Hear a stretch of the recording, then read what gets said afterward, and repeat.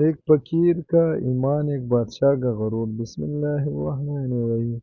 حاضرین اکرام، آج کی کہانی صرف ایک فقیر اور بادشاہ کی نہیں، یہ کہانی ہے غرور اور یقین کے ٹکراؤ کی۔ یہ کہانی ہے اس سچ کی جسے ماننے میں بادشاہوں کو بھی جھکنا پڑ جاتا ہے۔ ذرا دل کو حاضر کیجئے، کیونکہ آخر میں شاید آپ کی آنکھیں بھی نم ہو جائے۔ ایک زمانے میں ایک ایسا بادشاہ تھا جس کی حکومت میلوں تک پھیلی ہوئی تھی۔ اس کے محل سونے سے سجے ہوئے تھے اور اس کے دربار میں روزانہ سینکڑوں لوگ حاضر ہوتے تھے۔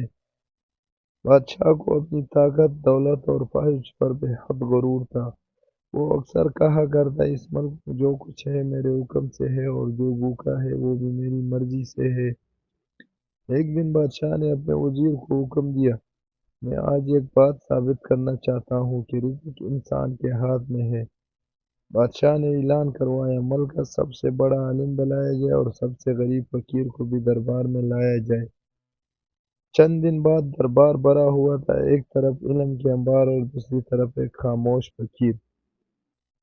فقیر کے کپڑے پرانے تھے لیکن چہرے پر عجیب سکون تھا۔ وہ نہ ڈرا نہ گھبرایا، نہ کسی کو جھک کر سلام کیا۔ آیا اور خاموشی سے بیٹھ گیا۔ بادشاہ کو یہ بات بہت ناگوار گزری۔ بادشاہ نے بلند آواز میں کہا، یہ فقیر بتاؤ، تم کیا کھاتے ہو، کس کا دیا پہنتے ہو اور کس کے سہارا زندہ ہو؟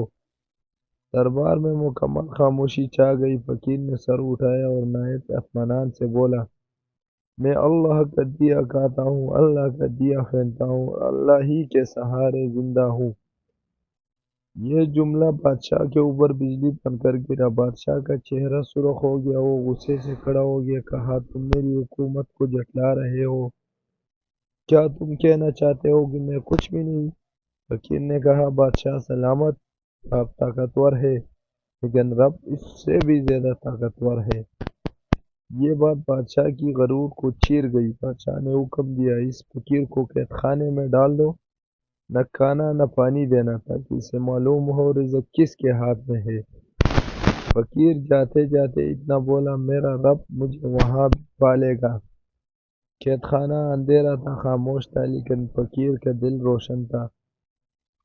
وہ رات بھر عبادت کرتا اور ہر سجدے میں کہتا، یہ میرے رب تو ہی کافی ہے۔